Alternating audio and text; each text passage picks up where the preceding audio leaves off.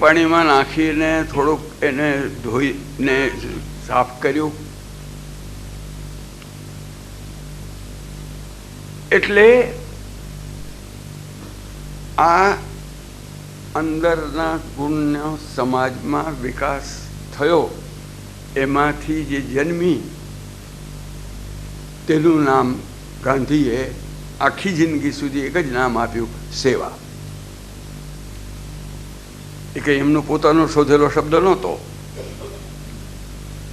પણ એ સેવા જે એમણે આપી, એ સેવા એ ફર્સ્ટ એડ કરીને રોકાઈ નહીં. એટલે પછી એને લઈ અને એ પણ એને જોયું કે મારા ઘરમાં એને હું જો રાખીશ તો ખબર નથી કે એને રાખવા દેશે કે નહીં. એટલે કે તને હોસ્પિટલમાં લઈ જઈએ. હોસ્પિટલમાં એને ગમે તેમ કરીને દાખલ કરાવે છે. પછી એમ થાય છે કે ના, આવા લોકોને માટે આપણે ખાસ હોસ્પિટલની વ્યવસ્થા પણ કરી આપવી જોઈએ. મને કાલે કોઈક ભાઈ કહેતો હતો કે તમે આ મેનેજમેન્ટના નિમંત્રણથી આવ્યા છો, અમદાવાદ મેનેજમેન્ટના, અને તમે મેનેજમેન્ટને વિશે કેમ કંઈ કહેતા નથી? તમે કહું, હું પહેલે દિવસથી કહું છું. અને મને જૂનું ગીત યાદ આવે છે. જ્યારે તમારો પ્રશ્ન પૂછે, તમે આ પ્રશ્ન પૂછો છો, ત્યારે મને જૂનું બહુ નાનપણમાં ગાયેલું કે ભાઈ, 4 પગાની જાન આ રચી 2 પગા સારું, સમજે તો સાર છે નહીં તો હસવું વારું. એટલે હું નથી કહેતો એવું તો નથી, અને હું એમ માનીને ચાલું છું કે સુજ્ઞેશુ કિમ બહુનામ, એટલે એનાથી વધારે મારે કેવું પણ ન જોઈએ. તો આમને જ્યારે આ વસ્તુ જોઈ ત્યારે એમાંથી એમણે વિચાર કર્યો કે સેવા એ મારા ઘરમાં આવીને મેં માત્ર એમને પાટો બાંધી આપ્યો એટલાથી પૂરી થતી નથી. મારે એમને હોસ્પિટલમાં પણ લઈ જવા જોઈએ. ને પ્રશ્ન એ દર્દીને હોસ્પિટલમાં લઈ જવાથી પણ પૂરો થતો નથી. માટે આવા દર્દીઓને માટે કોઈક આરોગ્યની વ્યવસ્થા કરી આપવા સુધી પહોંચ્યો. આ મેનેજરમાં ગાંધી ધી મેનેજર, વ્યવસ્થાપક ગાંધીમાં ફોલો અપનો જે ગુણ હતો એ ગુણ અસાધારણ ગુણ હતો. કોઈ પણ કામ હોય તો એને ફોલોઅપ કરતા સામાજિક ક્ષેત્ર સુધી પહોંચાડે એટલે સુધી એ ફોલોઅપ પર એ પહોંચાડતા. એટલા માટે કર્યું. માણસ પણ એને મળ્યા જેણે એની શક્તિને એવી રીતે પહેચાની. કાલે મેં પારસી રુસ્તમજીની વાત કરી. એ પારસી રુસ્તમજીએ જ હોસ્પિટલમાં કુષ્ઠરોગીઓને માટે જુદી વ્યવસ્થા ઊભી કરી આપી. પણ તેમીબેને જેમ એમને કહ્યું કે ભાઈ, રસ્તો તો એને ગાંધીએ સુઝાડ્યો માટે એણે કર્યું. એ ન સુઝાડ્યો હોત તો કદાચ એમને સૂઝત પણ નહીં. એટલું એમનું એમણે ભલું કરેલું. એમ કરીને એમની પૌત્રીએ એને યાદ કર્યું. પણ માણસ સાચા અર્થમાં અંદર અને બહાર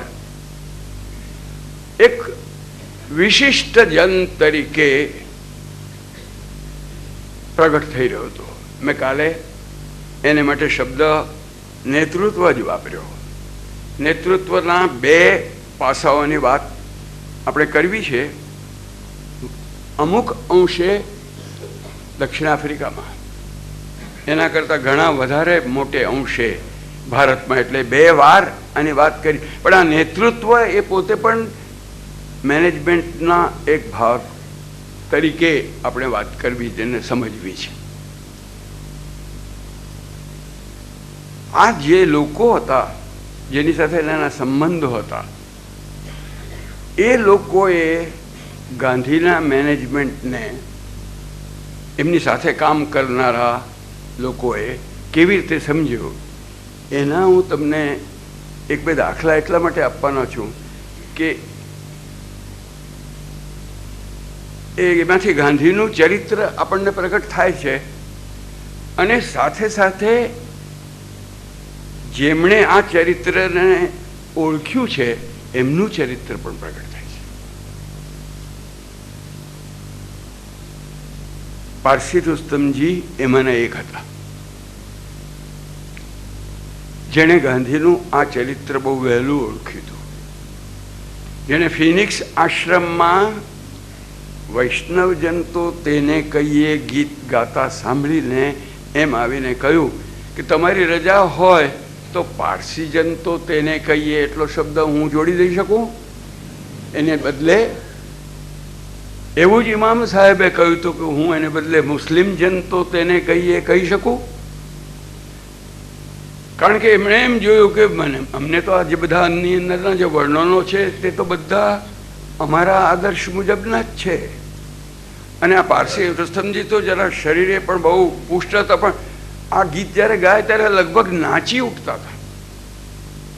એટલા મસ્ત જે થઈ જતા કે ભાઈ પારસી જન તો જે પીઠ પર આવી જાણે રે, આનાથી વધારે મોટો ગુણ શું હોય એમ. અને પર દુઃખે ઉપકાર કરે તો મન અભિમાન ના આણે, એવી એને લાગણી થતી હતી. એવી રીતે એ ગાંધીને જોતા. એટલે સુધી કે પેલી જ્યારે ટેન્ક બાંધી આપી ત્યારે લોકોએ કહ્યું કે આ બે નોન ક્રિશ્ચિયન પાસે ખ્રિસ્તી ધર્મ શું શીખવે છે એ શીખવા જેવું છે. એટલી વાત એને વિશે કહી શકી તે આ એમના પ્રથમ ભામાશાહને લીધે. બીજા ભામાશાહ હતા કેલનબેક, હર્મન કેલનબેક, મૂળ જર્મન આર્કિટેક્ટ. પૈસા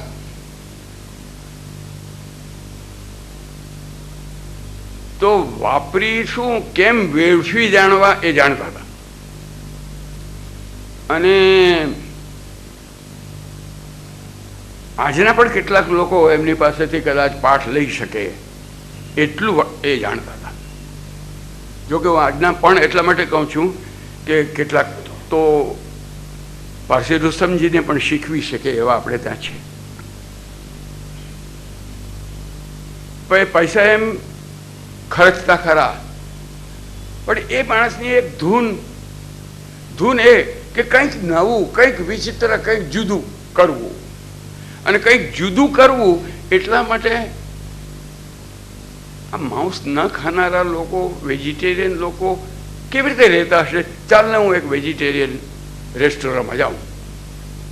માત્ર બીજા કરતાં જુદું કરવાની ઈચ્છા તે ત્યાં ગાંધી હાથે ભટકાઈ ગયા હતા. કારણ કે એને માટે નહોતો જતો. પણ એ વેજીટેરિયન રેસ્ટોરન્ટમાં એકવાર ગયા અને બીજી એક સભામાં ગયા જે પણ જરા બીજા કરતાં જુદા પ્રકારની, ત્યાંય ગાંધીને જોયો.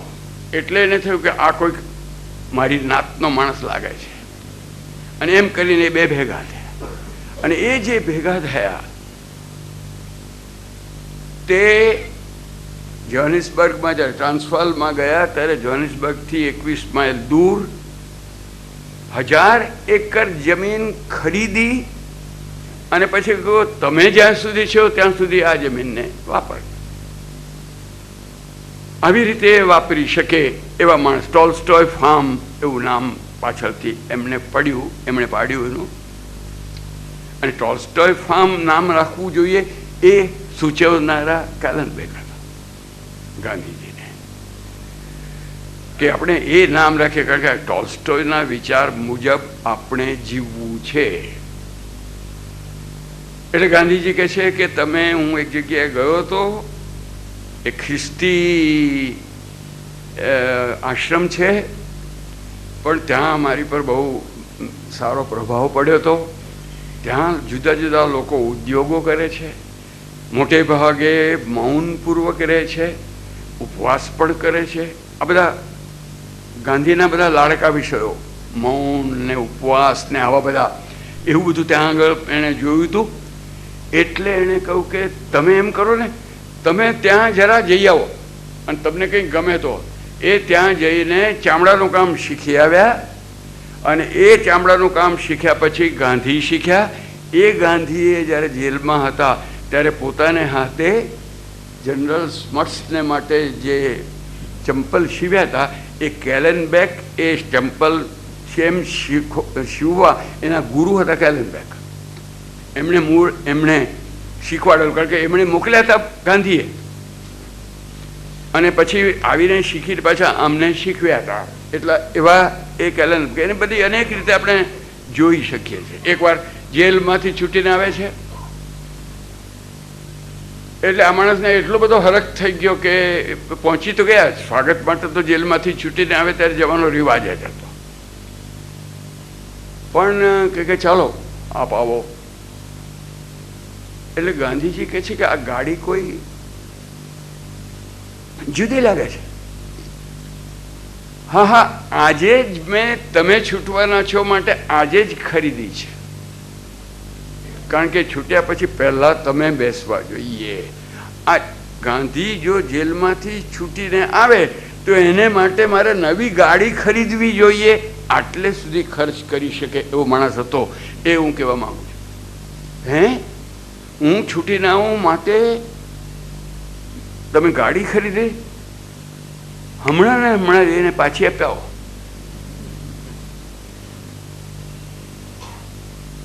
અને એ હું ત્યાં સુધી ઊભો છું, અને એને જઈને એ પાછી અપાવડાવી ત્યારે ગાંધીને હાશ થઈ.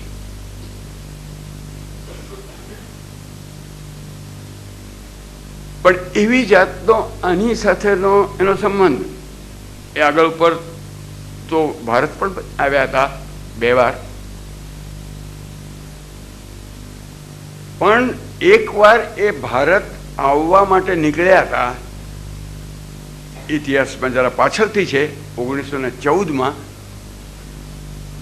ગાંધીજી સાથે લંડન ગયા, અને પછી લંડનથી ભારત ગાંધીજી આવવાના હતા, તેમની સાથે આવશે એટલામાં યુદ્ધ શરૂ થઈ ગયું. અને યુદ્ધમાં જર્મની ઇંગ્લેન્ડની સામે હતું. આમનો જન્મ મૂળ જર્મનીમાં થયો હતો, એટલે એમને પકડી લીધા. એટલે પછી પાછળથી એ ભારત એમનો નિવાસ ન થયો, પછી એ દક્ષિણ આફ્રિકામાં જ રહ્યા હતા. મગનલાલ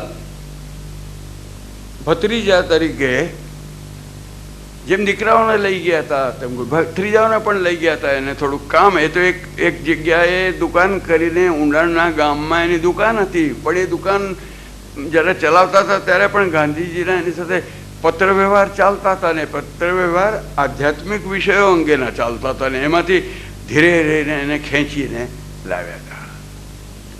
ફિશરમેન ઓફ મેન એવો શબ્દ બાઇબલમાં વપરાયો છે. લોકોને પોતાની જાળમાં લઈ આવે એવો માછીમાર. આ મેનેજર નો એ પણ એક ગુણ છે, પણ એ મેનેજરનું જે ગુણ છે એ જાળમાં લઈ આવીને માછલાને ખાવા માટેનો ગુણ એ નહીં. હો, અને હું વેજીટેરિયન નોન વેજીટેરિયનની દ્રષ્ટિ નથી કહેતો, જરા વધારે મોટા અર્થમાં કહું છું. વિનોબાજી 2 બહુ મજાના શબ્દો બનાવ્યા છે. એક શબ્દ છે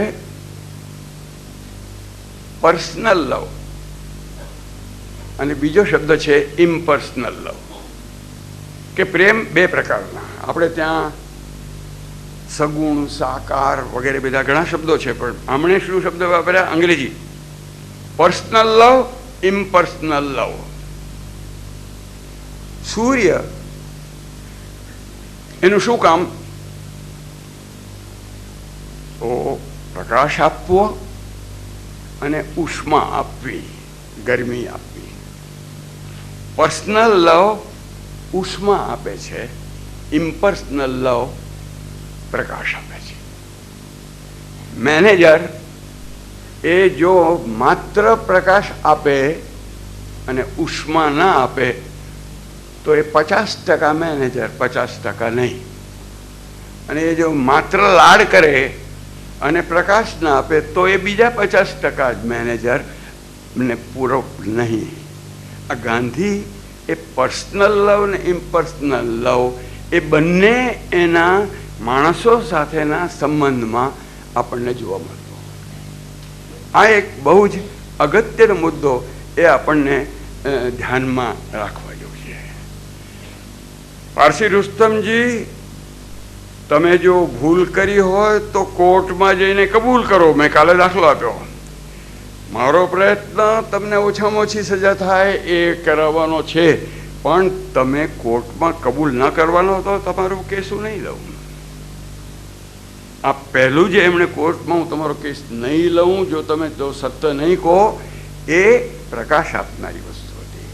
બને તો હું તમને ઓછામાં ઓછી સજા કરાવીશ, એ ઉષ્મા આપનારું તત્વ હતું. એક જ ક્રિયામાં આ બે હતી. એટલા માટે ગઈકાલે કહ્યું હતું, એને સમજાવવા માટે ફરીથી મેં રિપીટ કરીને આ વાત કહી.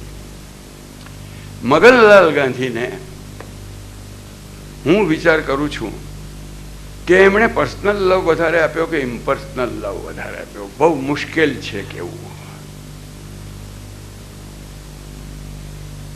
કદાચ મગનલાલ ગાંધી જ એનો જવાબ આપી શકે. અને જો મગનલાલ ગાંધી એનો જવાબ આપે અને મને પરકાયા પ્રવેશ કરવાનો કંઈ ગુણ સાધ્યો હોય તો મગનલાલ ગાંધીને ગાંધી પાસેથી ઇમ્પર્સનલ લવ જ વધારે મળ્યો.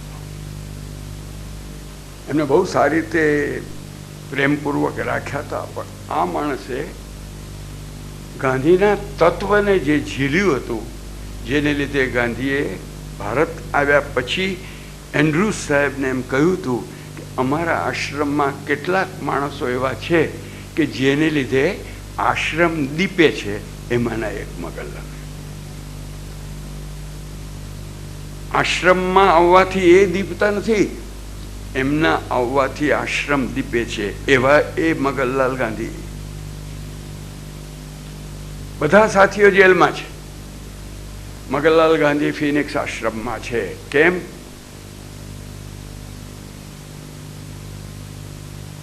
બાપુએ કહ્યું છે કે આશ્રમ સંભાળવાનું છે. બાપુ કહે છે કે હું બેઠો છું ત્યાં આપણા આશ્રમમાં તો અમુક થવું જોઈએ. બાપુ કહે છે અમુક થવું જોઈએ. એ અમુક થવું જોઈએ એટલે સુધી જ ગાંધી પહોંચ્યા છે, પણ એ કર્યું છે મગનલાલ ગાંધીએ. એમના મનમાં આવ્યું હોય તો એને સીધું અમલમાં મૂક્યું હોય. જેલમાં ગયેલા લોકોનું વજન ગયું હોય એના કરતાં વધારે વજન મગનલાલ ગાંધીનું ગયું હોય. જેલમાં જે ખોરાક મળે છે એવો જ ખોરાક મગનલાલ ગાંધી અહીંયા લે.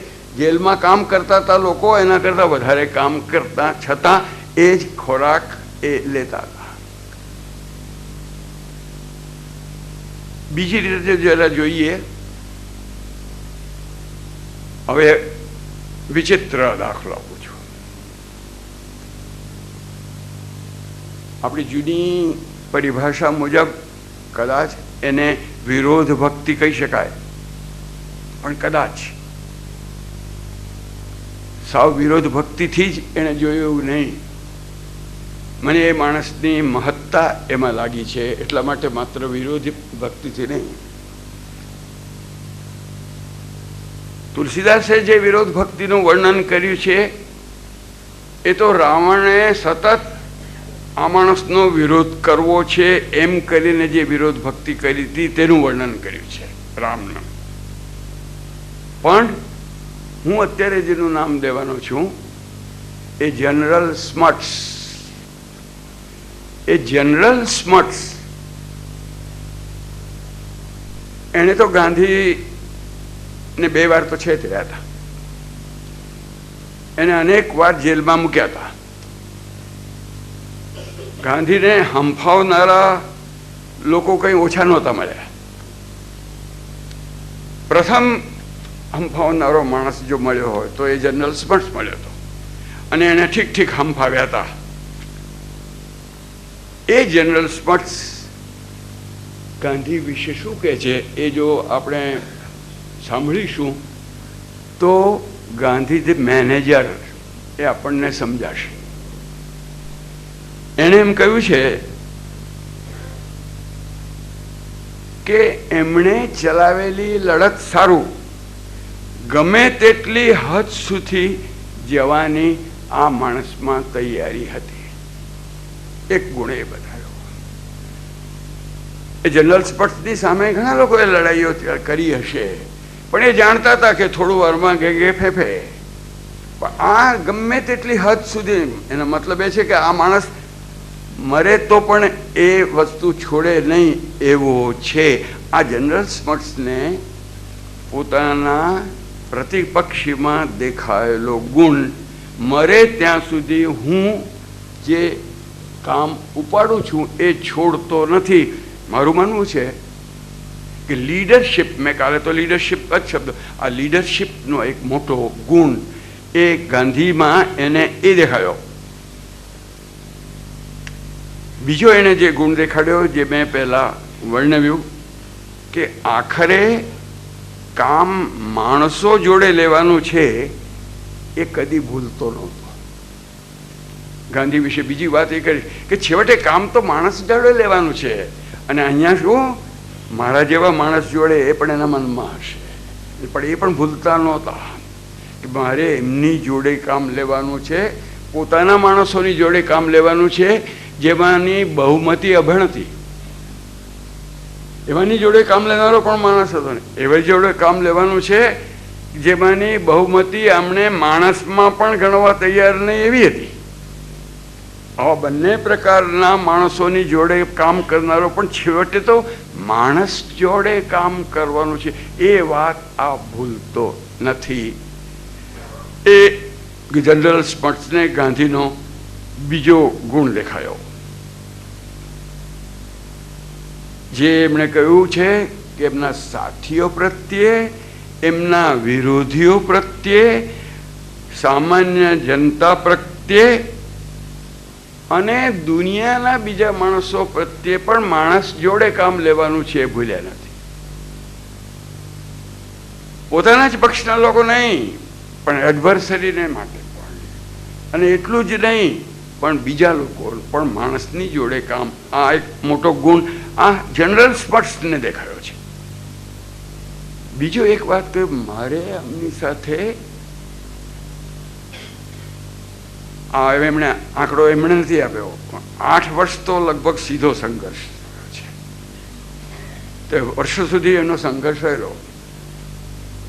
મેં એ સંઘર્ષ દરમિયાન કદી આ માણસને મિજાજ ખોતો જોયો નથી. હવે મેનેજર લોકો કહી શકશે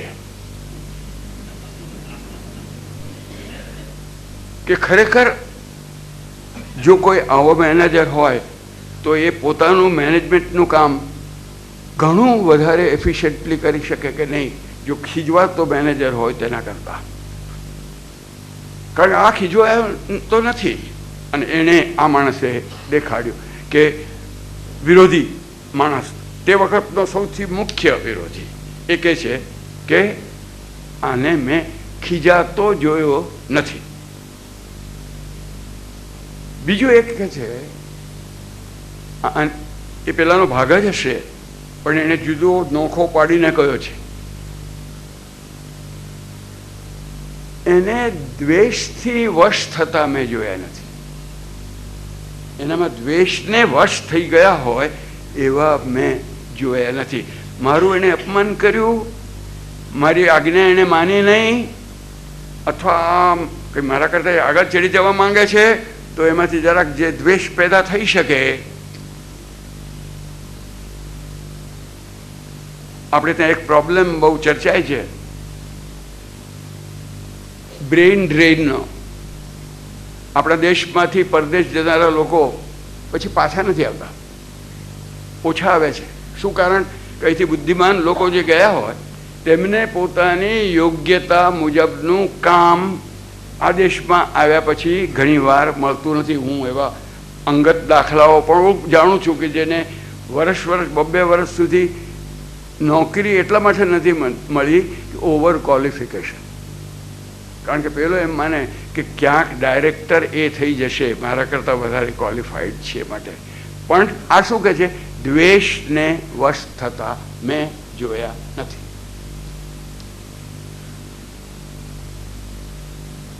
પછી એક જે વાત કરે છે, આ તો હું માત્ર જો દક્ષિણ આફ્રિકામાં એના વિરોધીએ જોયેલા ગુણની વાત કરું છું. પણ એમાં એ માણસ કહે છે આકરામાં આકરી પરિસ્થિતિમાં, અને આ કહેવાનો એને પૂરો હક છે નહીં, અનુભવ પણ છે, કારણ કે એ પરિસ્થિતિ એણે ઊભી કરેલી. એ આકરામાં આકરી પરિસ્થિતિમાં પણ સૌમ્ય વિનોદ એ જાળવી રાખે છે. ગમે તેવી સ્થિતિમાં પણ એ એનો પોતાનો સૌમ્ય, પાછો વ્યંગ કરનારો વિરોધ નહીં, ડંખ મારનારો વિરોધ નહીં, પણ સૌમ્ય વિરોધ એ જાળવી રાખે છે, એવો પાછો એનો ગુણ મને. અને એ પેલો પર્સનલ લવ વાળી વાતને બીજી ભાષામાં, જનરલ સ્પર્શની ભાષામાં, કે પોતાના કામમાં અંગત સ્નેહનો અંશ ઉમેરવાનું એ કદી ભૂલતા નથી. આ પેલો અંગત સ્નેહનો અંશ જ કર્યો. આનો એક એક ટાંકો સીવતી વખતે, આ ચંપલનો એક એક ટાંકો સીવતી વખતે મેં તમને યાદ કર્યા છે. પોતાનું કામ જ ને, એની સાથે લડવાનું જ કામ, પણ સ્નેહ અંગત જોડે છે. કારણ એક એક ટાંકો સીવતી વખતે મેં તમને યાદ કર્યા છે. આવા ગુણ એના પ્રતિપક્ષીને દેખાયા. એમાંથી ગાંધીએ પોતાની લીડરશિપ ઊભી કરી હતી. એ લીડરશિપને માટે એક શબ્દમાં મૂર્ત કરવાને માટે રવિન્દ્રનાથે એક શબ્દ વાપર્યો છે. કેટલાક લોકોને એ શબ્દ વિશે વાંધો હોઈ શકે, પણ એમણે શબ્દ વાપર્યો છે મહામાનવ. આપણને દ્વિજ થયેલો ગાંધી જે દક્ષિણ આફ્રિકામાં મળે છે, એ આવો મહામાનવ આપણને જોવા મળે છે. કેવો કે અસત્યના, અને આ એમના ગીતની અંદર એ એક શબ્દનો મેં ફેરફાર કર્યો છે, એટલા માટે એમની ક્ષમા માંગીને કહું છું. એમણે તો કાળી રાત એવો શબ્દ જ વાપર્યો છે, પણ એની જગ્યાએ મેં અસત્ય શબ્દ વાપર્યો છે, એટલે જરા વધારે ચોખવટ થાય. કે આજે કાળી રાતના કોટ કાંગરા એવા શબ્દો એના છે બંગાળીમાં, પણ એને બદલે આજે અસત્યના કોટ કાંગરા મહામાનવ આવે છે. ક્ષણમાં એ થાય ધૂળ ભેળા. એના આવવાથી અસત્યના કોટ કાંગરા એ ધૂળ ભેળા થઈ જાય છે. આવું દર્શન આ માણસનું આપણને જોવા મળે છે. આ રવિન્દ્રનાથે દક્ષિણ આફ્રિકાના ગાંધીને જોઈને લખેલું ગીત નથી, પણ એ દક્ષિણ આફ્રિકામાં જે ગાંધી એક નવા માણસ તરીકે આપણને જોવા મળે છે, એ આ ગીતમાં પ્રગટ થાય છે. તે હવે આપણે સાંભળવાના છે. પાન નંબર 47, આ મહામાનવ આવે.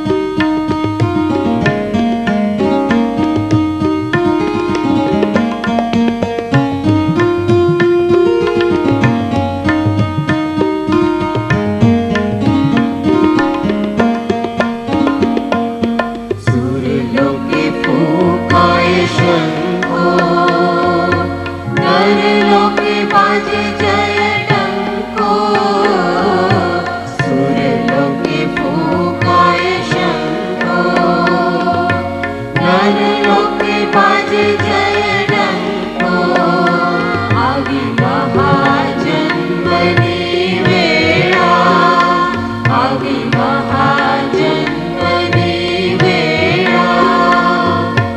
આજે અસત્ય કેરા કોટ કાંગરાસો, આજે અસત્ય કેરા કોટ કાંગરાસો, ક્ષણમાં થાય ગુણ ભેળા, ક્ષણમાં થાય ગુણ ભેળા. જય જય જય હે માનવ અભ્યુદય, જય જય જય હે માનવ અભ્યુદય. ગગન ભેદ સ્વર ગાવે, ગગન ભેદ સ્વર ગાવે. મહામાનવ આવે,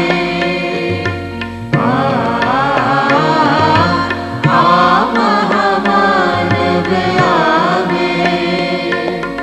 માટીમાંથી જાગે, કણ કણ રોમાંચ ભાવે. મહામાનવ આવે, મહામાનવ આવે.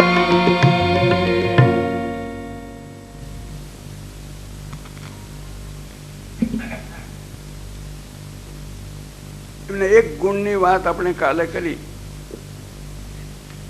કે વ્યક્તિગત પ્રહાર થાય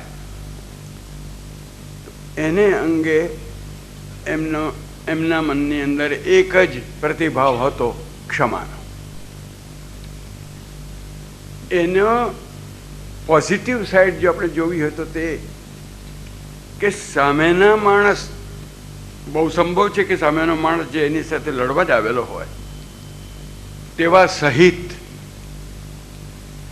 સામેના માણસના ગુણ જોવા એનો એક બીજો, એ પણ બહુ નેતૃત્વ માટે આવશ્યક. સામેના માણસની શક્તિ ના જુએ તો આ માણસનું નેતૃત્વ જ નથી લે. પણ આ માણસને તો એની શક્તિ જ એના ગુણમાં દેખાતી હતી, એટલે એ એકલી શક્તિ જોઈને અટકતા નહોતા, ગુણ પણ જોતા હતા. એટલે એના ગુણ પણ એમાંથી એ જુએ. બીજી એક વ્યવસ્થા જે એમણે જે જોઈ, વ્યવસ્થા નહીં પણ બીજો જે એક એમનો ગુણ એક નેતૃત્વ તરીકેનો હતો એ કે એને વ્યવસ્થા, પરંપરા ને વ્યક્તિથી અલગ કરીને જોતા જાણીતી. એટલે તો કહ્યું હતું કે આ રોગના મૂળિયા ઊંડા છે, મારે આનો બદલો લઈશ તો પણ રોગ તો નથી જવાનો, માટે આ બદલો લેવામાં શું કામ શક્તિ વગર કારણે બગાડવી, મારે તો રોગ કાઢવો છે.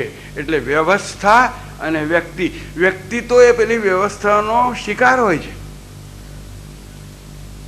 એટલે રોગને દૂર કરવો છે, રોગીને બચાવવો છે.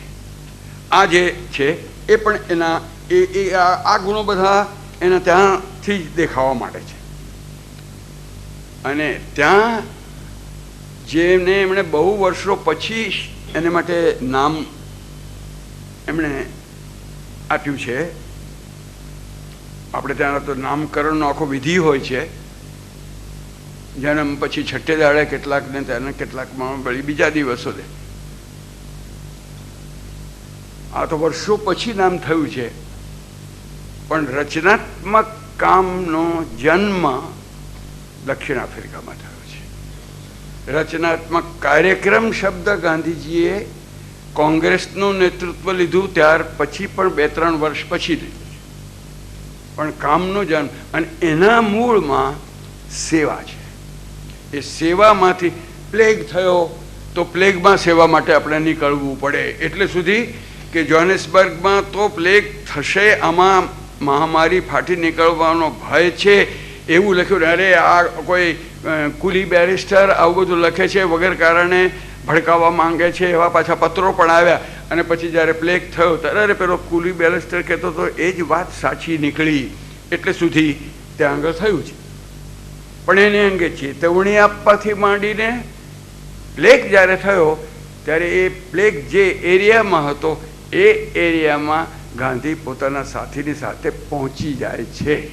જ્યારે લોકો ઘર છોડીને જુદી જુદી જગ્યા, શહેર છોડીને બીજી જગ્યાએ જતા હતા, ત્યારે ત્યાં જઈને એની વચ્ચે રહે છે. એમાં લોકો કેટલાક મર્યા પણ છે. પણ એમાં એ ગાંધી પાછો પ્રયોગવીર ગાંધી, કે પ્લેગનો બીમાર હોય તો તેની ઉપર માટીના પાટા કામ કરે કે નહીં. અને લખે છે કે જેની ઉપર અમે એ પ્રયોગ કર્યો તો એમાંનો એક પણ માણસ નહોતો મળ્યો. હવે એનો શ્રેય જ લે છે કે શું કરે છે ખબર નથી. બધા અથવા ઘણા વૈદ્યોને એનું શ્રેય લેવાનું મન થાય એવું છે, પણ એણે એટલું જ કહ્યું છે કે એનો કોઈ મર્યો નહોતો, એટલી નોંધ કરી છે. એ અમારા જ આ પ્રયોગને લીધે છે એવો કોઈ દાવો નથી કર્યો, પણ મર્યો નહોતો એટલી નોંધ એમણે કરી છે. સેવા એક તરફ, વફાદારી, બ્રિટિશ સામ્રાજ્યની વફાદારી બીજી તરફ. એટલે જ્યારે 2 યુદ્ધોમાં દક્ષિણ આફ્રિકા જ્યારે ભળે છે ત્યારે જેની સાથે જેના અન્યાયોની વિરુદ્ધ એની લડાઈ હતી એને મદદ કરવાની દ્રષ્ટિએ એ જોડી ઉચકવાનું, એમ્બ્યુલન્સનું કામ સ્વીકાર કરે છે. અને એની સીધી ફલશ્રુતિ હોય તો એ કે ત્યાંના લોકોએ જોયું કે અહીંના હિન્દુસ્તાનના લોકો આપણે જાણતા હતા એટલા બીકણ નથી. આટલું તે લોકોને સમજાઈ ગયું કે આ આપણે ધારતા હતા એવા કંઈ બીકણ બાવલા નથી. કારણ કે પહેલાં તો એમ કહ્યું તમારે ત્યાં થાય નહીં, પછી કહ્યું કે સારું થાય તો પણ પેલી લાઈન જ્યાં આગળ ગોળીબાર ચાલતો હોય તેમાં ન રહેશો. પછી કે તમને જો વાંધો ન હોય તો તમે આ લાઈનમાં પણ જરા આવશો, કારણ કે જોયું કે બીજા તો કોઈ જાય એમ નથી, તો આ જવા માટે તૈયાર. ને પાસેથી ધાઈ ધાઈ કરીને ગોળીઓ જતી હોય, એની વચ્ચેથી એ ઉપાડીને લઈ ગયા હોય ઘાયલ લોકોને, અને એક દિવસમાં 40 માઇલ માણસને ઊંચકીને ચાલ્યા હોય એવા પણ પ્રસંગો બન્યા. અને એમાં એમને પ્રમાણપત્ર પણ મહારાણી વિક્ટોરિયા તરફથી આપવામાં આવ્યા. પણ એમાં થયું શું, હિન્દુઓ આપણે ધારતા હતા એવા બાયેલા નથી. ક્રેડિટ કોને મળ્યું? હિન્દી કોમને. કે હિન્દીઓ આપણે ધારતા હતા એવા બાયેલા, કે બધા હિન્દીઓ હતા એમની પાસે જે જોડાયેલા હતા તે બધા હિન્દીઓ, અને એ લોકો આવી રીતે એમની વચ્ચે જઈને સીધું કામ કર્યું હતું. અને એમની ફલશ્રુતિ એમને માટે શું, 7 વર્ષથી જેને અંગે એમના અંદર મંથન ચાલતું હતું એ મંથનને પરિણામે જે નવનીત નીકળ્યું એ ઝુલુ વોરની યુદ્ધ જ્યારે સમાપ્ત થયું ત્યાર પછી એમણે બ્રહ્મચર્યની પ્રતિજ્ઞા લીધી કે જો મારે સેવા કરવી હોય તો મારે પોતાની ઇન્દ્રિયો પર કાબુ રાખવો જોઈએ એ વિચારમાંથી. પણ એને માટે એટલે હું કહેતો હતો કે એક બાજુથી વિસ્તાર અને બીજી બાજુથી ગુણોનો વિસ્તાર, આ બે સાથે સાથે ચાલ્યા છે. વ્રતોનો જન્મ એ પણ દક્ષિણ આફ્રિકામાં થયો છે. હું ગઈકાલે મેં કહ્યું ગાંધીજીની સૌથી મોટી 3 દેણ મને લાગે છે: સત્યાગ્રહ, રચનાત્મક કાર્યક્રમ અને 11 વ્રતો. સત્યાગ્રહ, રચનાત્મક કામ અને વ્રત ત્રણેયનો જન્મ દક્ષિણ આફ્રિકામાં થયો છે. અને એટલે જ નેલ્સન મેન્ડેલા બહુ હકપૂર્વક કહી શકે છે કે ભારતે અમને બેરિસ્ટર ગાંધી મોકલ્યા પણ અમે એમને મહાત્મા ગાંધી પાછા મોકલ્યા. આ એ જે 3 મહાત્મા બનાવનારા એના આ ગુણો હતા, બાકી એ બીજા જેવા માણસ હતા, પણ આ ગુણો હતા અને એ એમણે ત્યાં આગળ કર્યા, ખીલવ્યા. આગળ ઉપર ઘણા વધારે ખીલ્યા, પણ મૂળ એના ત્યાં નખાયા. એમણે જે કામો કર્યા એ કંઈ સહજ હશે હું ધારું છું, પછી એના સિદ્ધાંતો બન્યા હશે. પણ નાતાલ ઇન્ડિયન કોંગ્રેસ એમણે જ્યારે સ્થાપી ત્યારે એમણે પેલા જે નાગરિક બનીને આવેલા હતા તો એના સભ્યોએ નિયમિત હાજરી આપવી જોઈએ. જો એ નિયમિત રીતે હાજરી નહીં આપે સભ્યપણું જશે. આ જ માણસ દિવસ રાત ફરીને સભ્ય બનાવનારો છે અને એના સભ્યપણાને કાઢી નાખવા માટે તૈયાર થાય છે કે જો તમે નિયમિત નહીં હાજર રહો તો તમને અમે સભ્ય તરીકે નહીં લઈએ. એવો એનો એક બાજુથી પાછો ડિસિપ્લિન પોતાના સાથીઓને માટેનો છે. એણે એ આગ્રહ રાખ્યો કે દરેક જણે સભ્ય ફી આપવી પડશે. એણે જેટલા વિરોધ કરવાના ઉપાયો હોય એ ઉપાયો કરી જોયા અને જ્યારે એમને લાગ્યું કે બ્લાઇન્ડ એલી જેને કહે છે કે આ રસ્તો હવે આગળ જઈને વધતો નથી, સામે ભીંત જ મળે છે, ત્યારે એમણે બંધારણીય રસ્તાથી જુદો એવો માર્ગ શોધ્યો. પણ એ માર્ગ પાછો કેવો હોવો જોઈએ એને આપણે, અને એ જે માર્ગ શોધ્યો હતો એનું નામ સત્યાગ્રહ. કે બીજા બંધારણીય રસ્તાઓ બધા થઈ ગયા તો કંઈક બિનબંધારણીય એવું કામ કરીશું આગળ ઉપર. આપણા દેશના એક બહુ મોટા માણસની સાથે આ બાબતમાં પાયાનો મતભેદ થયો છે, મોહમ્મદ અલી જિન્નાની સાથે. મોહમ્મદ અલી જિન્નાને ગાંધીની સાથેનો જો મતભેદ હોય તો આ મતભેદ હતો કે એ બિલકુલ બંધારણવાદી હતા અને ગાંધીએ આવીને જે સત્યાગ્રહનો નોન કોઓપરેશનનો કાર્યક્રમ આપ્યો એને વિશે એમનું એમ કહેવું હતું કે આ બંધારણીય રસ્તો નથી, એટલે એ રસ્તો નહીં લો. આ મૂળ મતભેદનો વિષય. છેવટે એમણે સીધા પગલાં ભર્યા ત્યારે પહેલી વાત કહી કે હવે હું બંધારણનો રસ્તો છોડું છું. એમ પણ એમણે કહ્યું. એ વાત તો આપણે આગળ ઉપર કરવાના છીએ. પણ અહીંયા જ્યારે લાચાર થયા, બંધારણીય રસ્તાઓથી કંઈ ઉકેલ નથી નીકળતો એમ લાગ્યો, ત્યારે જ એમણે સત્યાગ્રહનો વિચાર પોતાના હાથમાં લીધો છે. એટલું સમજાવવા માટે કહું છું. પણ હું બિનબંધારણીય રસ્તો લઈશ પણ અસભ્ય રસ્તો નહીં લઉં. હું બિનબંધારણીય રસ્તો લઈશ પણ અસાંસ્કૃતિક રસ્તો નહીં લઉં. બિનબંધારણીય રસ્તો લઈશ પણ પછી એમની ભાષામાં કહું તો હિંસક રસ્તો નહીં લઉં.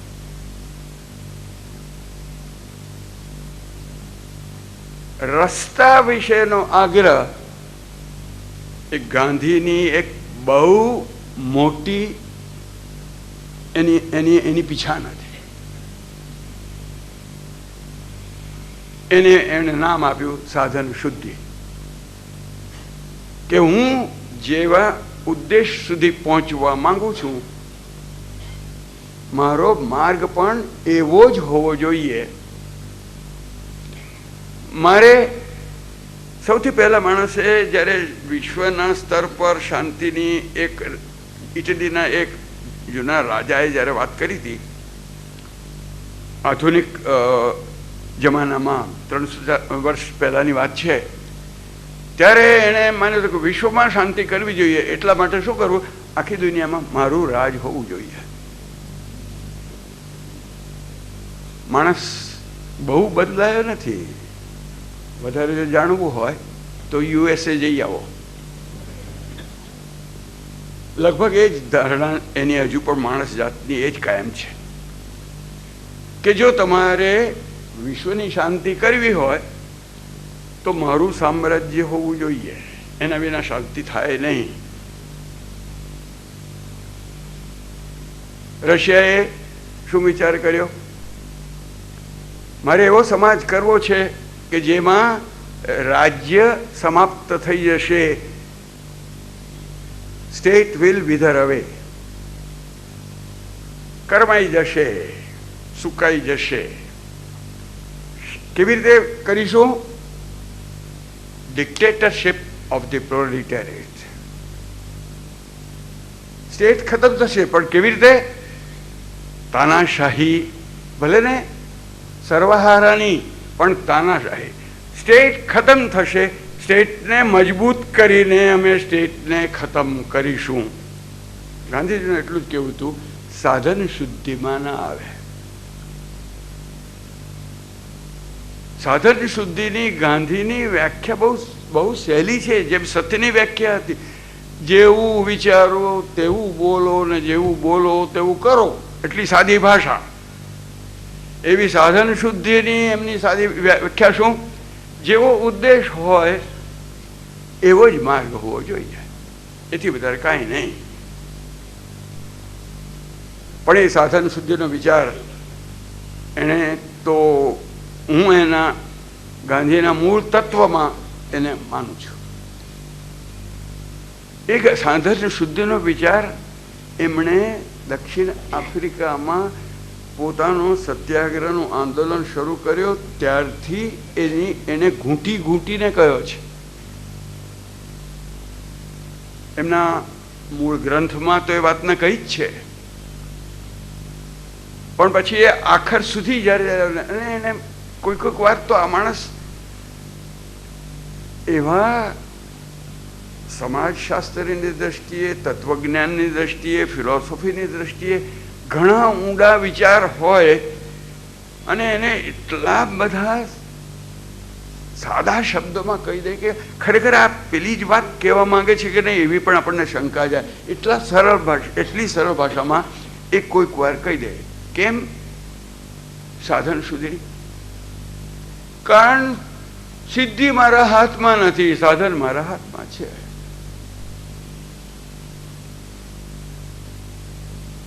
આપણે પરિણામ જે કામનું કરવાના છે એ કઈ મારા જ હાથની વાત નથી. કેટલા બધા જુદા જુદા તત્વો ભેગા થાય છે ત્યારે એનું પરિણામ આવે છે. આ દેશમાં સ્વરાજ આવી ગયું તો કઈ એક જ કારણથી સ્વરાજ આવી ગયું નહીં, ગાંધીજીના આંદોલનથી જ સ્વરાજ આવી ગયું એવું નથી.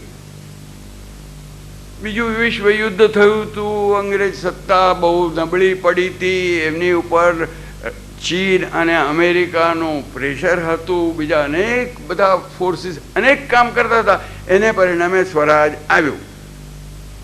સિદ્ધિ ગાંધીના હાથમાં નહોતી, સાધકના હાથમાં નહોતી, પણ સાધન એના હાથમાં હતું. કયું સાધન વાપરવું એ કોઈ બીજો નક્કી કરી આપે એ નહીં, એ સાધન પોતે વાપરી શકે.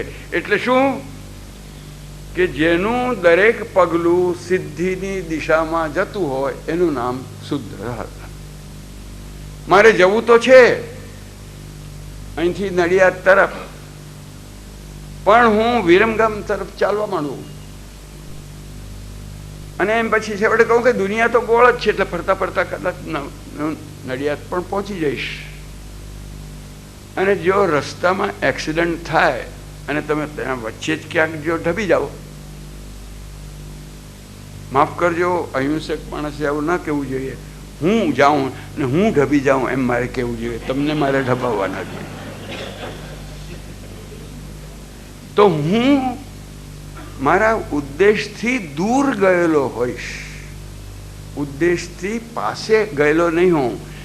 અહીંયાથી માત્ર કનીજ સુધી જ ગયો હોઉં કે અમદાવાદ સુધી જ ગયો અને ત્યાં જ એક્સિડન્ટ થયો તો પણ હું નડિયાદથી તો એટલો પાસે ગયો હોઈશ. અને આમ જો ગવા માંડ્યો હોય તો જેટલો ગયો હોય એટલો દૂર ગયેલો હોઈશ. એટલે જેટલા હું ડગલા ભરું એટલો હું એની ઓરે જાઉં છું, એની નજીકમાં જાઉં છું. આ સાધન શુદ્ધિનો એક વસ્તુ એક તો મારા હાથમાં નથી, મારા હાથમાં પસંદગી એ છે, માટે સાધન શુદ્ધિ. મારા પગલાં જે છે એના પગલાં પરિણામ શું આવે છે ભગવાનના હાથમાં, પરંતુ મારું પરિણામ મારો પ્રયાસ એ પરિણામની નજીક ને નજીક જતા રહેવાનો હોવો જોઈએ. એટલું તો મારા હાથમાં છે. એટલા માટે એણે એ પણ જોયું છે કે સાધન માણસ જે વાપરે છે એની કદાચ સૌથી વધારે અસર કોઈની ઉપર થતી હોય તો પોતાના જીવન પર થાય છે, વાપરનારાના જીવન પર થાય છે. કારણ કોઈ અત્યંત ચાર્લી ચેપ્લિનનું એક ફિલ્મ છે જેમાં એણે એની એક ટીકા કરેલી છે કે યંત્ર વાપરનારો માણસ તે એ છે તે એને આખો દિવસ સ્ક્રૂ ટાઈટ કરવાનો એટલે પછી જ્યારે એ ટેબલ પર બેસીને ખાવા બેસે છે અને કાંટો ચમચો છે તે પણ એનાથી સ્ક્રૂ ટાઈટ થઈ જાય છે, એટલે એ પણ આમ ઉલટ થઈ જાય છે. એને એવી રીતે પણ આપણે જે સ્ટ્રેસમાં રહેલો માણસ અને આપણામાંથી ઘણા એનો અનુભવ કરે છે, ચિંતામાં રહેલા માણસ, એ માણસ પોતાના સાધન વિશે કે નહીં મારે તો સાધન આ બધું કાઢી નાખવું એવું જોઈએ. હું ઘણી વાર વિચાર કરું છું કે મને પોતાને અનુભવ નથી માટે મારે એને અંગે કોઈ અભિપ્રાય આપવો એ તો અયોગ્ય છે, પણ જેણે સતત ટ્રક ડ્રાઇવિંગનું જ કામ કરવાનું હોય ને દિવસ રાત એકઠા રહીને કરવાનું હોય, એ ટ્રક ડ્રાઈવરના પિંડ પર એની અસર થાય કે નહીં, એના માનસ પર એની અસર થાય કે નહીં, અને જેને સંગીતનું કામ કરવાનું હોય તો તેના માનસ પર પણ એની અસર થતી હશે કે નહીં. એટલે સાધનની અસર જે સાધક છે એના જીવન પર થાય છે, સાધનની અસર સિદ્ધિની ઉપર પણ થાય છે. કેવું પરિણામ આવશે એ પણ એ સાધનની ઉપર અસર થતી હોય છે.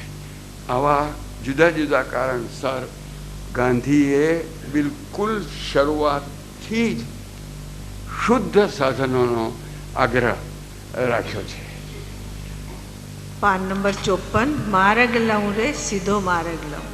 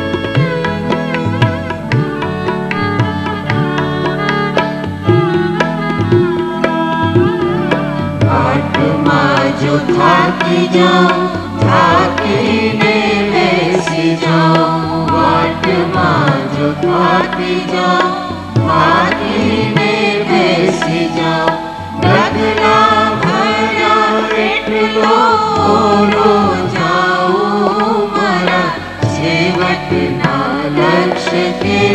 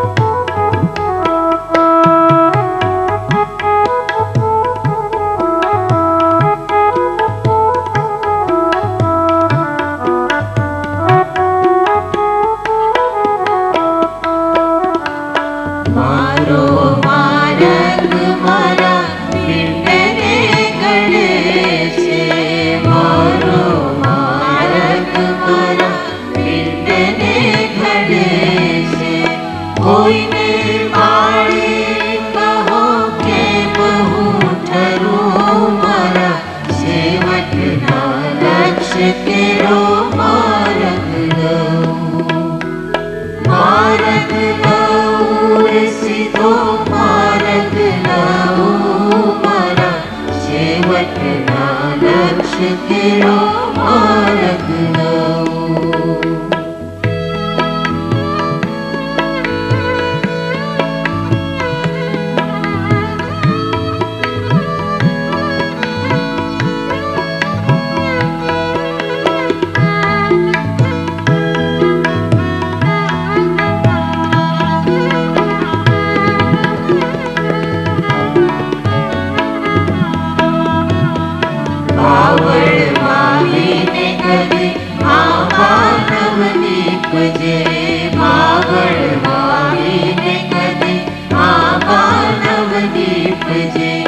અમૃત ફળ વાવે હું મોટા કરું મારા છે.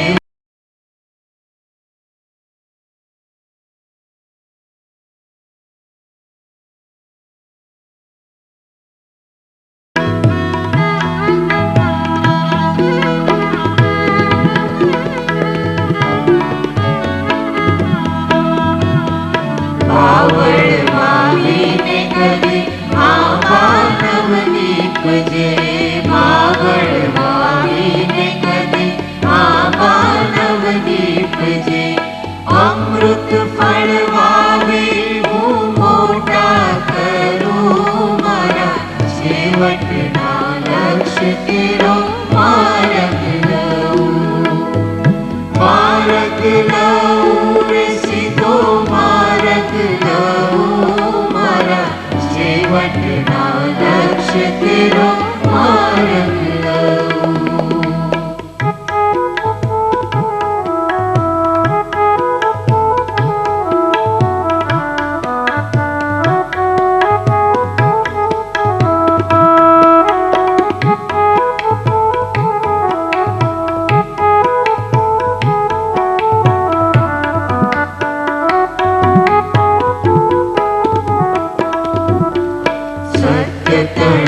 સાધક હું સત્યની જ વાટ છે, સત્ય તણો સાધક હું સત્યની જ વાટ છે.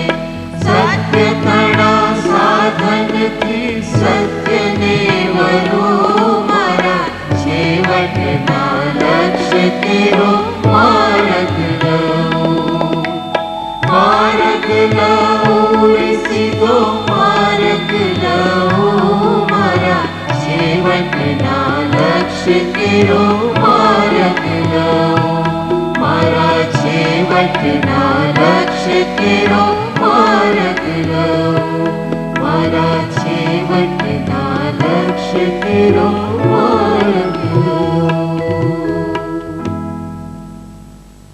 બહારનો વિસ્તાર અને અંદરનું ઊંડાણ, આ બે જે પ્રવાહોનો ઇન્ટરપ્લે આપણે જોઈએ છીએ એનું એક સ્થૂળ પરિણામ એ આવ્યું કે એમનો સંપર્ક જેટલો વધતો ગયો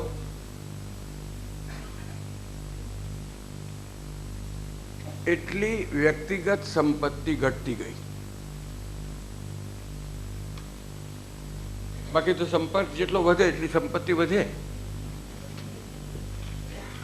પણ આનું પરિણામ આવું આવ્યું કે સંપર્ક વધ્યો. કેવી રીતે?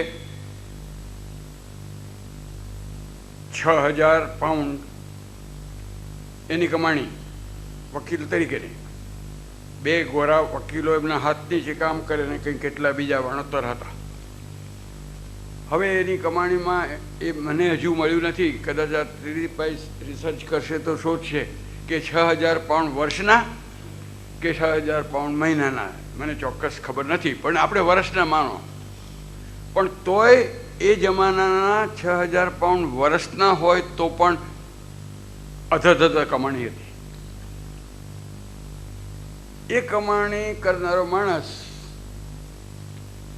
રસ્કિનની ચોપડી વાંચીને ફિનિક્સ જાય છે ત્યારે શું નક્કી કરે છે કે દરેકને થોડીક જમીન હશે તેની પર ખેતી કરશે. રોજના 3 પાઉન્ડ એમને આપવામાં આવશે અને એ પહેલો એનો ગ્રાહક પોતે. પછી પ્રેસના કમ્પોઝિટરને કહે છે કે તમારે થવું હોય તો તમે થાઓ ને. 2-4 જણ તૈયાર થાય છે. 2-4 જણ કહે છે ભાઈ સાહેબ માફ કરજો કરીને એ લોકો નથી આવતા. પછી એ મશીન ખોટકી પડે છે તો પછી હાથે ફેરવે છે, પોતે હાથે મશીનને ચલાવે છે. પ્રભુદાસભાઈની ચોપડીમાં એનું વર્ણન છે, કારણ કે પ્રભુદાસભાઈએ એમની સાથે એ મશીન ફેરવ્યું છે અને ત્યારે જોયું છે કે હું બાળક છું એટલે એનું જે વજન છે એ પોતે વધારે ઊંચકી લેતા હતા. એવું પાછું એણે જોયું છે. પણ એણે બધું જે કર્યું છે તેમાં શું કર્યું? હવે મારી વકીલાતના પૈસા જે આવે છે એ ફિનિક્સ આશ્રમ માટે જશે, મારે માટે નહીં રહે. કમાતા તો હતા, વકીલાત તો ફિનિક્સ આશ્રમ સ્થાપ્યું ત્યાર પછી પણ એમણે કરી છે, પણ એના પૈસા જશે આશ્રમ માટે. પરિણામે એક બીજું શું આવ્યું? જરા આકરું પડે એવું મોટા ભાઈને લખી દીધું કે મેં તમને જે હું નિયમિત રીતે રકમ મોકલતો હતો પૂર્ણ વિરામ હવે હું નહીં મોકલું. એને લીધે 2 ભાઈઓનું થોડું બગડ્યું પણ છે. પણ એમણે પૂર્ણ વિરામ કર્યો એના પહેલા મોટા ભાઈએ એમને વિદેશ જવા માટે કરેલું દેવું, એ વિદેશ હતા ત્યારે એમના પત્ની અને એમના એક બાળકને એમણે સાચવેલા હતા તેનું કરેલું ખર્ચ, અને બાકીના જે પણ એમના જ્યારે વકીલાતનો ધંધો ચાલતો નહોતો તેમાં તે વખતે જે કરેલું ખર્ચ, એ બધું ખર્ચ ગણીને એના કરતાં બમણી રકમ આપી દીધા પછી બંધ કરી દીધું. એટલું આપણે સમજવા જેવું હતું કે એણે જે કહ્યું હાથ ઊંચા કરી દીધા એટલું નહીં, પણ ટોટલ ખર્ચ. પણ પેલા માણસને તો હવે ભાઈ કમાતો થયો છે એટલે વધારે મળશે, જે ના મળ્યું એને લીધે અબોલા થયા હતા. અને એમના મરણના સમાચાર સાંભળીને ગાંધીજીને રડવાનું જ બાકી હતું, બાકી એણે દુઃખ કંઈ એણે ઓછું નહોતું કર્યું. કે એને એમણે કાગળમાં લખ્યું છે કે મારી ઉપર માણસનો કેટલો સ્નેહ હતો એનું વર્ણન પણ એમણે એની અંદર લખેલું છે. પણ એમ આ સંપત્તિ ઓછી કરતા જવી, ગુણવૃદ્ધિની સાથે વ્યક્તિગત સંપત્તિ વધતી નથી એવું એક એમના મગજની અંદર ઇક્વેશન બંધાતું જતું હોય એવું લાગે છે. પછી જે સંસ્થા ચલાવવી એ સંસ્થા વિશે એમનું એમ કેવું હતું કે સંસ્થામાં જ્યારે ધન વધે છે ત્યારે ઝઘડા વધે છે. ગાંધી સંસ્થાઓએ પણ ઘણી યાદ રાખવા જેવી છે. તેમાં અમારા જેવા પૈસા ઉઘરાવનારા હોય, ગાંધી કથા મારફત નહીં હો, પણ ઉઘરાવનારા હોય તેને તો ખાસ સાચવવા જેવું છે. કારણ કે જો પૈસા વધે છે તો જરૂર એમાંથી પણ પાણી બાढ़े नाव में घर में बाढ़े दाम, दोनों हाथ उलीजिए वही सयानो काम, वही संत का काम કે वही साधु का काम પણ નથી કહ્યું, ડાયા માણસનું કામ આટલું છે. કેવડીમાં પાણી ભરાઈ જતું હોય તો ઉલેચવું પડે, ન ઉલેચો તો તમે પાણીમાં ભરાઈ જાઓ. એટલે એ વસ્તુ એમણે એ કેવી રીતે કરી? સંસ્થામાં હિસાબો બધા રખાવવા જોઈએ. એક, એ બધા હિસાબો ખુલ્લા રહેવા જોઈએ. 2, કોઈ પણ માણસ આવે તો એ હિસાબ તપાસી શકે એવા હોવા જોઈએ. 3, હવે તો આપણે એમાંથી ઘણું તો એક સામાન્ય નિયમ જેવું કરી નાખ્યું છે, પણ આ માણસ સમાજની અંદર નવા મૂલ્યો પ્રસ્થાપિત કરનારો હતો, એટલે એણે આવા મૂલ્યો પરંપરાઓ એણે પ્રસ્થાપિત કરી. આમાં એનું જે આપણે એની નેતૃત્વની જે વાત કરી છે તેનું નેતૃત્વ આવી બાબતમાં પણ આ પ્રકારનું નેતૃત્વ હતું. પોતાના કામો અંગે જેટલું બને એટલું પોતાની ઉપર જ આધાર રાખીને ચાલવું, એવો પાછો એક એનો નિયમ હતો. શરૂ તો થઈ ગયેલો જરૂરિયાતમાંથી. હજામત કરવા માટે વાળંદ તૈયાર ન થયા, કારણ કે અમારા ગોરા ઘરાકો વધારે છે અને હું કાળા ઘરાકના વાળ કાપું છું, જાણશે તો મારી ઘરાકી તૂટી જશે. સારું, કાંઈ નહીં, હું પોતાની મેળે મારા વાળ કાપી જોઈશ. અને પછી જ્યારે બારમાં ગયા અને કેસ જ્યારે લડતા હતા ત્યારે સાથી વકીલોએ મશ્કરી કરી કે હે તમારે કંઈ ઉંદર બુંદર ખાઈ ગયા છે કે શું વાળ? પોતાને હાથે ઇસ્ત્રી કરી. પછી મન થયું કે નહીં, મારે જરા કડક કોલર કરવો જોઈએ, એટલે એની અંદર એમણે પણ લગાડ્યું. તે એમાંથી ખરખર ખરખર કરતો એનો લોટ પણ પાછો ખરે ને પેલા લોકો એને મશ્કરી કરે. પણ એ મશ્કરીને ભોગે પણ સ્વનિર્ભર થવું જોઈએ, એ એણે પોતાના હાથમાં મુખ્ય વસ્તુ એ માની. એ જો સ્વનિર્ભર ન થાય તો તમે પછી બહુ વધારે બીજાની પાસે લેવા માંગો છો એવા કામો કદાચ ન થાય.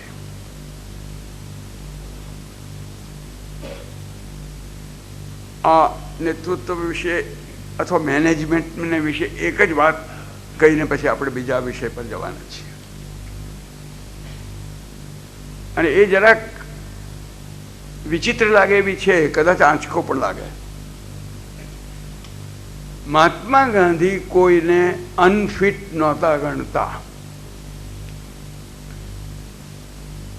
એમ માનતા હતા કે એને અનફિટ ધડાવનાર માણસને આને ફિટિંગ એવું કામ સોંપતા આવડ્યું નથી, એટલી એની અનફિટનેસ ખરી. પણ મને એને યોગ્ય એવું ફિટિંગ કામ શોધતા આવડતું હોય તો કોઈ અનફિટ નથી. કંઈક ને કંઈક બાબતમાં તો ફિટ હોઈ શકે. એને જ પરિણામે કેવા કેવા માણસો પાસેથી કેવા કેવા કામો એણે લીધા છે. એક પછી એક ઉદાહરણો જો લેવા જઈએ તો બધા બહુ છે. એની ચર્ચા કદાચ આપણે ભારતમાં આવીને એમણે જે વિશાળ પાયા પર પ્રયોગો કર્યા છે મેનેજમેન્ટના, ત્યારે એની વાત કરીશું. પણ આ વાત સમજવા જેવી છે કે તમારી પાસે આવેલો માણસ, કામ શોધતો આવેલો માણસ, એ માણસ આપણે તો એમ જોઈએ છે કે કેટલો ફિટ છે એટલે કેટલો નહીં. એમાં તો એટલું કે મારા કામને કેટલો ફિટ છે એટલું જ જોતા હોઈએ છીએ. આ માણસ ફિટ છે, પણ એને અંગેનું ફિટ કામ શું છે મને શોધતા આવડે છે કે નહીં એ હું જોઉં. એટલું જ હું જોતા શીખું તો કદાચ હું એને કામ આપી શકશે. કારણ કે એને એના કામ ને પારકાના કામ જુદા લાગતા નહોતા, એટલા માટે આવી રીતે એ વિચાર કરી શકતો હતો. આટલી એને અંગેને વાત કરીને આપણે થોડાક આગળ જઈએ છીએ. બેન ભદ્રાબેન આજે વસવસો કરતી હતી અને એને પૂરો એનો અધિકાર છે. મારા મનમાં એનો અફસોસ પણ છે કે આપણે આટલા ગીતો અહીંયા આગળ ગાવાના, પણ એમાં એક બહુ જ લોકપ્રિય થાય એવું ગીત આપણે નથી ગાવાના. પણ રાત થોડીને વેશ ઝાઝા હોય તો કંઈક ને કંઈક છોડવું પડતું હોય છે. તેમાંથી આપણે આ એક ગીત છોડવાના છીએ, પણ તે ગીત શું છે તેની વાતો કહેવાનો છું. એ બીજા સત્યાગ્રહનો કિસ્સો છે. 3 સત્યાગ્રહો થયા છે, એમાંથી બીજા સત્યાગ્રહનો આ કિસ્સો છે.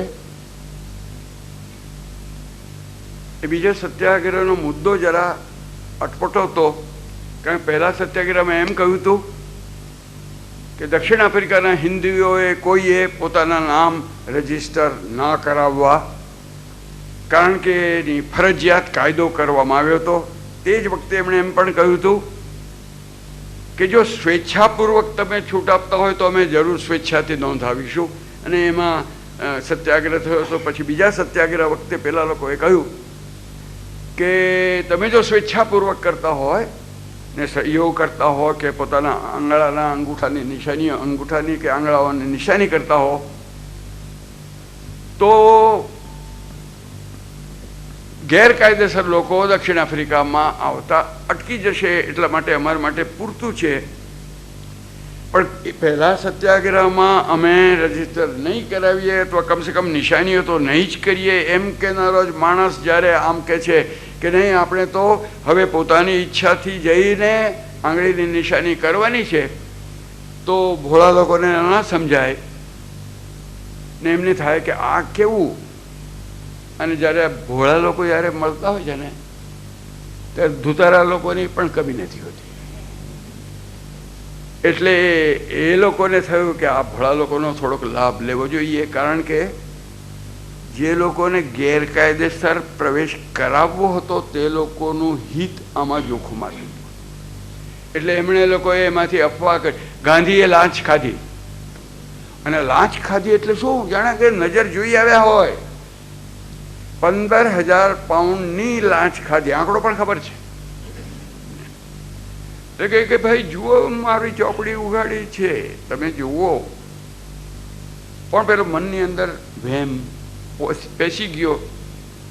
એટલે એક જૂથ પઠાણોનું હતું, એ લોકોને આ ગાંધીએ સમજાવ્યા પણ હતા, પણ કે એ બહુ વિચાર એમને ગળે ઉતર્યો નહોતો.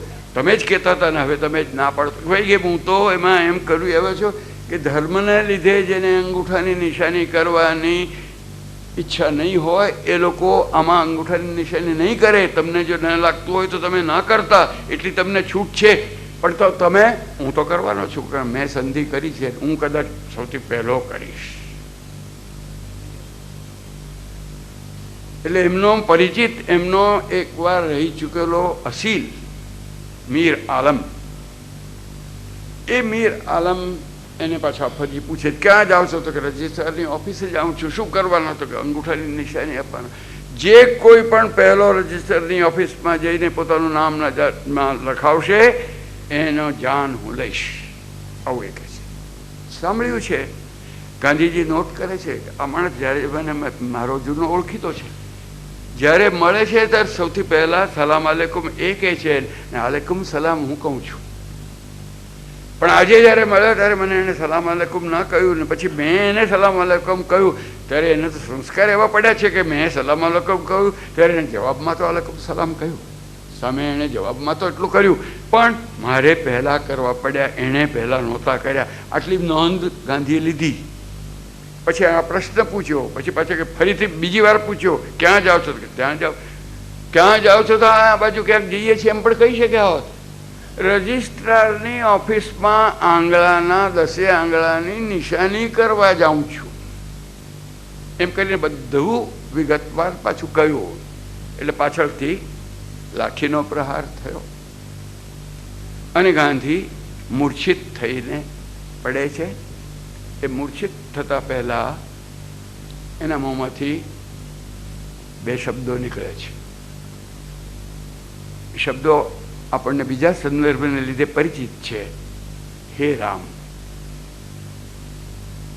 રંભાદાસીએ કહેલું કે રાત્રે જો બીક લાગતી હોય એકલામાં નીકળતા તો રામ રામ કરજો. અને પછી એણે કહેલું કે તે વખતે તો મને રામ પર શ્રદ્ધા હતી, એના કરતાં રંભાદાસી પર વધારે શ્રદ્ધા હતી. અને કોણ જાણે ક્યારે એમાંથી એ રામ પર શ્રદ્ધામાં બદલાઈ ગઈ. પણ જીવનનો આદિકાળ એમાં એ રામ, આ બરાબર જીવનનો મધ્યકાળ છે. જ્યાં એને ફટકો વાગીને પડે છે તો ત્યાં પાછો હે રામ. અને જીવનના છેલ્લી ઘડીએ છેલ્લે ક્ષણે એ જ હે રામ. રામ રામ રામ રામ નામની સરળ રેખા, એનું નામ ગાંધીનું જીવન. ફટકો પડે છે, મોંમાંથી લોહી નીકળે છે, દાંત પડે છે, લોકો જઈને એને પકડી આવે છે, પેલાને જેલમાં મૂકે છે. આ માણસ ભાનમાં આવી જાય છે થોડી વારમાં તો, અને ભાનમાં આવીને પ્રશ્ન પૂછે છે. પહેલો પ્રશ્ન એ પૂછે છે, કોઈ બીજાએ સહી તો નથી કરી? મેં કહ્યું છે કે પહેલી સહી મારી થશે. સૌથી પહેલી ચિંતા એને સત્યની છે. એટલે શું કહે છે કે મારી સહી પહેલી થવી જોઈએ. પેલો રજિસ્ટ્રાર કહે છે, કાંઈ નહીં, હું તમારા માટે ખાનું ખાલી રાખું છું, પણ હમણાં તો તમે તમારી તબિયતનું જો, મને અહીંયા લઈ આવો કાગળિયા, અને પહેલી સહી મારી થવી જોઈએ. બીજું શું કહે છે? એટલે મીરાલાલનું શું થયું? એની સમજ મુજબ એ વર્ત્યો છે, એને કોઈ બતાવશો નહીં. બીજી ચિંતા. બીજું, પહેલું સત્ય, બીજું ક્ષમા. અને એની ચિંતા કોની? એને મારનાર માણસને વિશેની ચિંતા. એને કોઈ સતાવશો નહીં, એ પોતાની સમજ મુજબ વર્ત્યો છે. અને ત્રીજું વાક્ય શું કહે છે?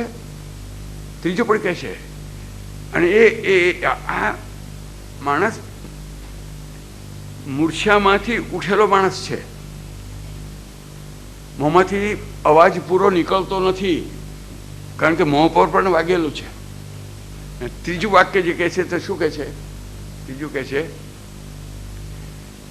એ ધ્યાન છે કે એક મુસલમાને એક હિન્દુને માર્યું છે, અને એ પડ્યો તો એ બધું એ જાણે છે.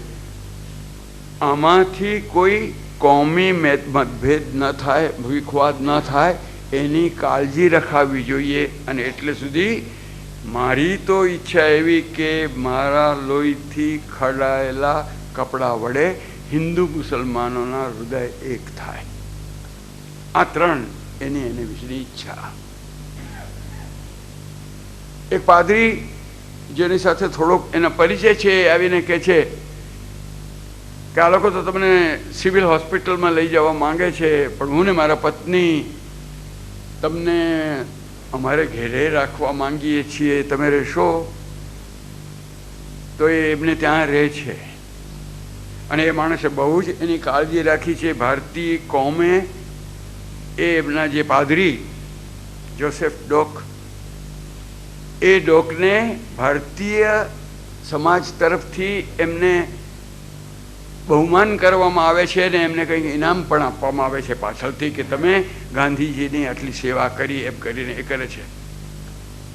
પણ એમણે તો એક બીજી સેવા કરી હતી, જે પાછળથી લોકોને સમજાવી. ગાંધીજીને સાથે વાતો કરતા કરતા ને સમજાવતા ગાંધીજીને કદાચ પટાવી દેતા હતા. તે શું પટાવ્યા? મારે તમારું જીવન ચરિત્ર લખવું છે. અને મારું તો કંઈ જીવન ચરિત્ર લખવાનું હોય તો કે ના, તમારે માટે નહીં, આંદોલન ચલાવવું છે. ને આંદોલન ચલાવનારો માણસ કોણ છે એની સમજ જો હશે તો આ આંદોલનને વિશે પ્રદેશમાં જે ગેરસમજૂતી થાય છે તે દૂર થશે. માટે તમારે આ લખાવવા દેવું જોઈએ. એટલે માની ગયા પછી તો પોતાના વિશે એમણે માહિતી પણ આપી છે. ગાંધીજીનું પ્રથમ જીવન ચરિત્ર આ જોસેફ ડોકે લખ્યું હતું, અને એનું નામ જ છે, ગુજરાતીના ભાષાંતરનું નામ છે ગાંધીજીનું પ્રથમ જીવન ચરિત્ર. માણસ વહેલા ગુજરી ગયા. એક એવા સંપ્રદાયના એ પાદરી હતા કે જે સંપ્રદાયમાં સ્મશાન યાત્રામાં પણ બીજા સંપ્રદાયના લોક ન જાય, અને એનું જ્યારે મેમોરિયલ થાય, એટલે કે શ્રદ્ધાંજલિ સભા, જ્યારે પણ એમના જોસેફ ડોકના મેમોરિયલમાં વક્તા તરીકે બિન ખ્રિસ્તી એવા ગાંધીને બોલાવવામાં આવ્યા કે અમને વિશે શ્રદ્ધાંજલિ તમારે પહેલી આપવાની છે. જે સંપ્રદાયમાંથી માણસ બહાર નીકળીને એમને માંગણી કરી અમને આપવાની. અમારે જોસેફ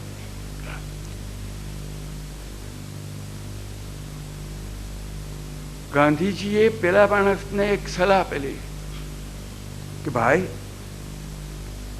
તે મને એવું કહ્યું ને કે જે કોઈ આ જવાનો હોય રજિસ્ટરની ઓફિસમાં, ખોદાની કસમ કે જે કોઈ જશે એને હું મારીશ. તે ગાંધીજીએ એને સલાહ આપેલી કે ભાઈ, તારી બહાદુરી તો ખરી. એ બહાદુરીનો પ્રસંગ એવો હતો કે આ માણસે જેલમાં જઈને વિચાર કર્યો કે પહેલું સ્ટેટમેન્ટ જે છાપવામાં આવ્યું ને એની પાસે પહોંચ્યું તે શું કે એણે એમ કહ્યું, એને કોઈ સતાવશો નહીં, એને મંગે હું કોઈ મારી સાક્ષી પૂરવાનો નથી. આ તો માણસ કોઈ પીર છે, મેં એને માર્યો ને એને સતાવશો નહીં. ભાનમાં આવ્યા પછી મારી ચિંતા કરે છે.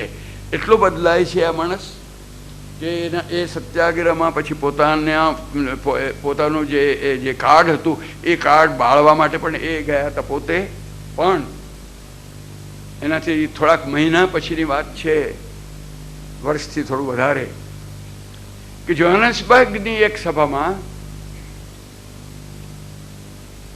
ગાંધી કેપટાઉનથી જવાના હતા ડર્બન, અને ડર્બનથી જવાના હતા ફિનિક્સ. પણ તેના પહેલાં કોઈકે કેપટાઉનમાં એમ કહેલું કે તમે મહેરબાની કરીને જોહાનિસબર્ગ જશો નહીં, કારણ કે ત્યાં તમારા વિરુદ્ધ કંઈક ખટપટ ચાલે છે અને તમે જરા જાન જોખમમાં છે. કે મેં તો જોહાનિસબર્ગનું લૂણ ખાધું છે, હું ત્યાં કેમ નહીં જાઉં એમ કરીને એ તો ત્યાં ગયા. અને એક સાથે એ સભાની અંદર બધી બત્તીઓ જ્યારે ગુલ થઈ ગઈ ત્યારે અચાનક અંધારામાંથી જોરદાર અવાજ આવ્યો, ખબરદાર, જો ગાંધીનો વાળ પણ વાંકો થયો તો એનો જાન હું લેવાનો છું, એમ કરીને એક પોકાર કર્યો. એટલે પેલા લોકો તો વિખેરાઈ ગયા જે હતા તે, અને ગાંધી જુએ છે તો એની પાસે ઉભેલો માણસ છે તે આ મીર આલમ હતો. એટલો એનો એમાંથી આપણને પરિવર્તન એમાં જોવા મળે છે. વ્યક્તિત્વ એ પરિવર્તનને ઉપર અસર પાડનારી વસ્તુ છે. પણ એ સત્યાગ્રહનો સૌથી ઉજ્જવળ પ્રકરણની વાત આપણે કહીએ તે પહેલા, જેને લીધે ને જેના પાયા ઉપર એમનું આખું તત્વજ્ઞાન ઊભું છે, એવા એક વિષયની વાત આજે આપણે કરવી છે. ગાંધીજીને 2 વાર દક્ષિણ આફ્રિકાના નિવાસ દરમિયાન 2 વાર ઇંગ્લેન્ડ જવું પડ્યું, અને બીજી વાર જ્યારે ઇંગ્લેન્ડ ગયા ત્યારે એ ત્યાંના અંગ્રેજોને તો મળતા જ હતા દક્ષિણ આફ્રિકાના પોતાના પ્રશ્નોને અંગે, પણ હિન્દુસ્તાની લોકોને પણ મળ્યા હતા. અને ત્યાં હિન્દુસ્તાની લોકોમાંથી ઘણા એવા હતા કે જુવાન ક્રાંતિકારીઓ હતા, અને જે લોકો એમ માનતા હતા કે આ દેશના સ્વરાજને માટે હિંસાનો ઉપયોગ થવો જોઈએ. એની સાથે હિંસાની ચર્ચાઓ પણ ઘણી થઈ હતી, અને એમના મનની અંદર અકળામણ થતી હશે. એને લીધે એમણે લખ્યું છે, મારાથી રહેવાયું નથી ત્યારે મેં લખ્યું છે, એમ કરીને એમણે એમની જે બોટ છે એ આગબોટમાં બેસીને કાગળિયા નથી, એટલે સ્ટીમરવાળાની પાસેથી સ્ટેશનરી માંગી છે કે ભાઈ તારી પાસે જ્યાં કાગળિયા હોય તો એ સ્ટેશનરી પર એને લખવા માંડ્યું ને લખવું જ છે. એટલે જમણો હાથ થાકી જાય છે તો ડાબો હાથ પાછા છે. અને તમે આશ્રમના મ્યુઝિયમમાં જો જોશો તો એમણે જે લખેલું પુસ્તક, એ હાથે લખેલું પુસ્તક, એ તમે મૂળમાં જોશો તો સાફ દેખાશે કે ડાબે હાથે લખેલા, અને આમ ટાઈપિસ્ટ, ગાંધીના ટાઈપિસ્ટને તો બિલકુલ દેખાઈ જ આવે છે કે ડાબે હાથે લખેલા અક્ષર ઘણા વધારે ઉખલે એવા છે. પણ બંને ભાષામાં, બંને લિપિમાં એમણે આને લખ્યું છે.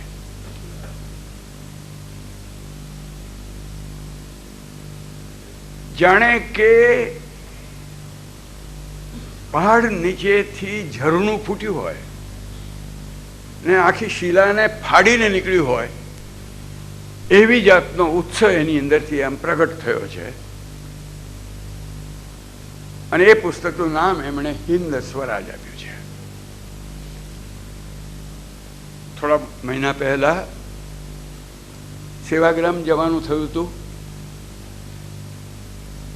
તિબેટન ગવર્મેન્ટ ઇન એક્ઝાઇલ, જે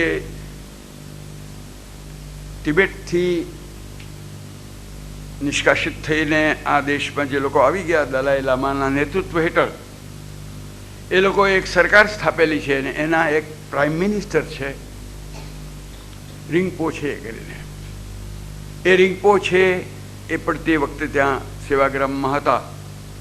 એટલે સેવાગ્રામના લોકોએ કહ્યું કે આપ પ્રાર્થનામાં આવો, અને પ્રાર્થનામાં એ આવ્યા. એટલે કહ્યું કે આપ કંઈક પ્રવચન કરો. એટલે કે ના, આ જગ્યાએ પ્રવચન કરવાનો હું કોઈ અધિકાર ધરાવતો નથી, પણ મારે એક નિવેદન કરવું છે. તો શું? ત્યારે કે તમે, મારી તમને એવી વિનંતી છે કે 2009માં ગાંધીએ હિન્દ સ્વરાજ લખ્યું, ત્યાર પછી 100 વર્ષ પૂરા થશે. હિન્દ સ્વરાજની શતાબ્દી આવવાની છે, અને એ શતાબ્દી ગામડાથી માંડીને આંતરરાષ્ટ્રીય ક્ષેત્ર સુધી ઉજવવી જોઈએ. એને માટેના પ્રયત્નો તમારે લોકોએ આજથી શરૂ કરવા જોઈએ.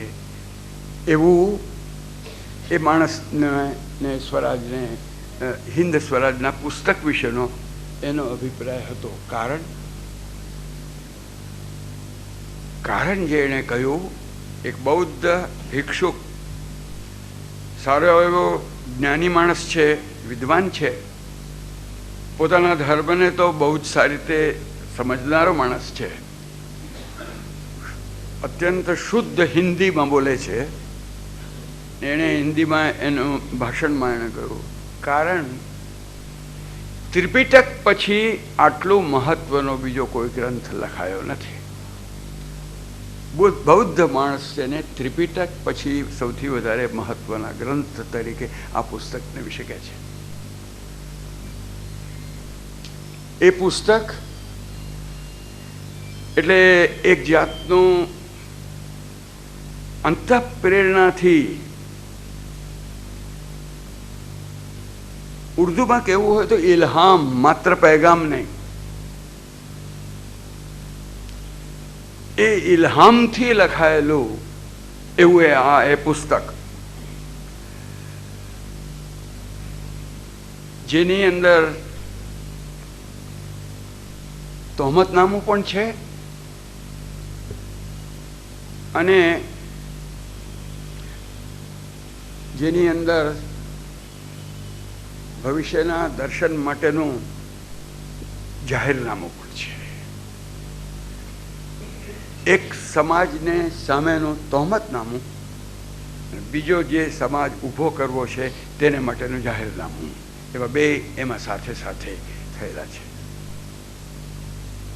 તહોમતનામું છે સ્વાભાવિક રીતે હિન્દ સ્વરાજ છે, એટલે પહેલું તહોમતનામામાં સૌથી પહેલો મુદ્દો જો હોય તો આંતરરાષ્ટ્રીય સંસ્થાનવાદની વિરુદ્ધનું તહોમતનામું છે.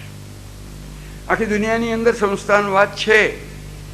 ગાંધીએ કામ જ્યારે શરૂ કર્યું તે સંસ્થાનવાદ ઉગતો હતો ને પાછળથી તો એકદમ મધ્યાહ્ન સુધી પહોંચ્યો, અને ગાંધીએ જ પોતાના જીવનમાં એ સંસ્થાનવાદનો અસ્ત પણ જોયો.